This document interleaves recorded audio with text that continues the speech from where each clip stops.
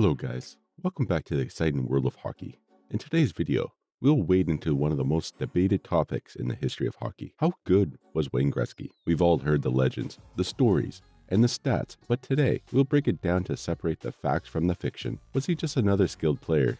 Or was he truly a league of his own? Brace up, because we're about to explore the incredible legacy of a player so good that he was nicknamed the Great One. If you're excited about what's coming your way, quickly like and share this video. And don't forget to smash that subscribe button and ring the bell to never miss out on our thrilling hockey update. Now, let's dive right in. Wayne Douglas Gretzky was born on January 26, 1961 in Brantford, Ontario. His parents, Walter and Phyllis Gretzky, were key figures in the life of Wayne. I can remember my dad borrowing money from my grandmother to buy me a pair of skates for $25 or buy me a new hockey stick for $3.99.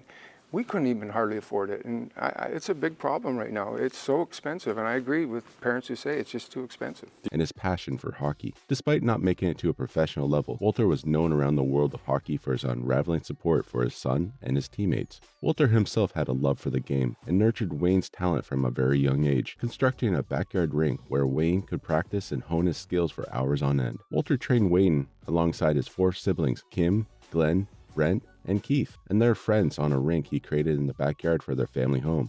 The training included several skills to boost skills, stamina, and confidence. Wayne was quick to stand out as a unique prodigy of all the trainees right from an early age, attracting attention, including jealousy from parents who wished their kid could play just as well. At age 6, Wayne was able to get on a team filled with players aged 10 and above. And by the time he would get to age 10, Wayne scored an astonishing 378 goals and 139 assists in just one season. With the Brantford Narodsky Steelers, his brilliant play at such a tender age attracted media attention beyond Brantford, including a profile by John Lebroni in the Toronto Telegram in October 1971. Wayne's brilliant childhood run continued in the 1974 Quebec International Pee Wee Hockey Tournament, where he scored 26 points playing for Brantford. He was the top scorer in the 1978 World Junior Championships, and on June 12, 1978, he signed with the Indianapolis Racers of the World Hockey Association, WHA, at the age of 17 in a contract worth $1.75 million.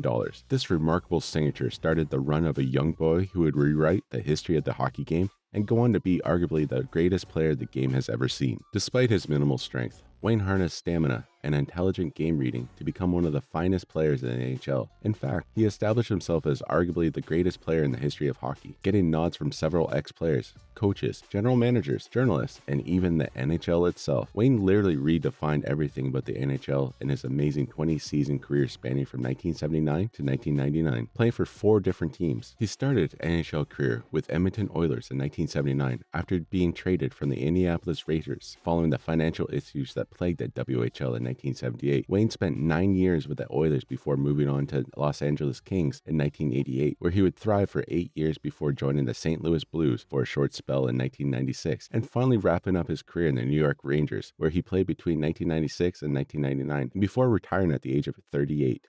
At the end of his illustrious career in 1999, he held 61 NHL records, which included 40 regular season records, 15 playoff records, and 6 All-Star records. When you hear about the years Wayne played in the NHL, you would think his career should have been long gone and almost forgotten, but his career is completely far from forgotten. Wayne still remains the leading all-time career goal scorer, assist producer, and point scorer in NHL history. And that's not even the most amazing part of it. He has more career assists than any other player who has total points in the NHL, which is beyond incredible. Do you know what's even more amazing? He is the only NHL player to score over 200 points in a single season, a feat he accomplished not once, not twice, but a staggering repeat of 4 times. And still talking about longevity and consistency, you'll still be shocked to know that Wayne tallied over 100 points in 15 professional seasons, with 13 of them being a consecutive run. Several critics doubted the success of Wayne in the NHL because the league is tougher, more talented, and bigger. Wayne didn't waste time in silencing his critics when he won the Hart Memorial Trophy as the NHL's most valuable player in his first season with the Edmonton Oilers, and he tied for the scoring lead with Marcel Dion with 137 points. Despite this impressive start in the NHL, not many could have guessed that Wayne would go on to win 7 more awards as the NHL's most valuable player consecutively, in a league many thought would be tougher and bigger than Wayne. I wouldn't imagine that happened either, but Wayne is a man remarkable for defying the odds and critics. Wayne started his record-breaking streak in his second season with the Oilers,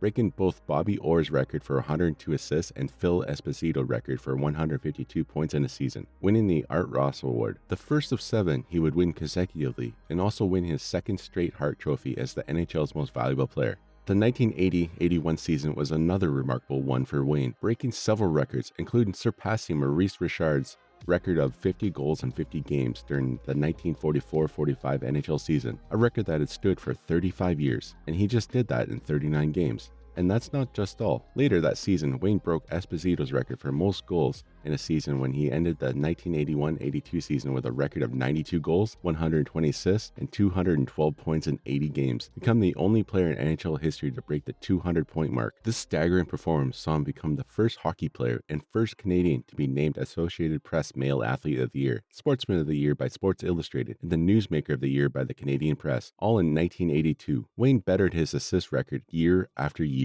hitting his all-time high with the Oilers in 1985-86 when he hit 165 assists and a point record of 215. Wayne joined the Los Angeles Kings in 1988, where he was named the alternate captain at the start of his 8-year spell. He made an instant impact with his new team, named the Male Athlete of the Decade by the Associated Press in 1990. Although Wayne was sidelined for most of the 92-93 season with a back injury that ended his 13th-season consecutive run of at least 100 points per season, he still went on to break Gordie Howe's career goal-scoring record of 101 goals in the following season. He then moved on to a short stint with the St. Louis Blues in 1996, where he recorded 37 points in 31 games as a team captain. Wayne moved to the New York Rangers in 1996, where he ended his illustrious career, where he took his goal record to a total of 1,098 across all professional competitions. He also recorded over 2,000 career assists in his long, illustrious career, leaving a legacy no one could imagine at the start of his career. Wayne has so many achievements in his career, most notably winning a record 9 Hart trophies as the most valuable player in the NHL between 1981 and 94, the Art Ross Trophy 10 times, the MVP of the Stanley Cup playoffs in 1985 and 88, the Conn Smythe Trophy, the Lester B. Pearson Award, now called the 10 Lindsay Award, 5 times, and the Lady Byng Trophy 5 times as well. Wayne was so good that he has now several awards named after him, including the Wayne Gretzky 99 Award for the most valuable player in the Ontario Hockey League playoffs. Also, the Wayne Gretzky International Award, awarded by the United States Hockey Hall of Fame to international individuals who have made major inputs to the development of hockey in the United States, and the Wayne Gretzky Trophy for the playoff champion of the OHL's Western Conference. In 1997, the Hockey News named a committee of 50 hockey experts, which include former NHL players, past and present writers, broadcasters, coaches, and hockey executives, to rank the 50 greatest players in NHL history. The experts voted Wayne to the top of the list, even though he suggested that he would have voted for Bobby Orr or Gordie Howe as the best of all time. I guess his own opinion doesn't even count when it comes to what hockey community thinks about how good he was. Wayne was inducted into the Hockey Hall of Fame in 1999 and into the IIHF Hall of Fame in 2000, before becoming an inaugural recipient of the Order of Hockey in Canada in 2012, highlighting his super successful career. And that's the story of Wayne's incredible career and skills. Whether you're a die-hard fan or new to the sport, we invite you to continue celebrating the legacy of the great one by engaging with our content. Like, share, and subscribe to stay updated for more exciting updates. See you in the next video.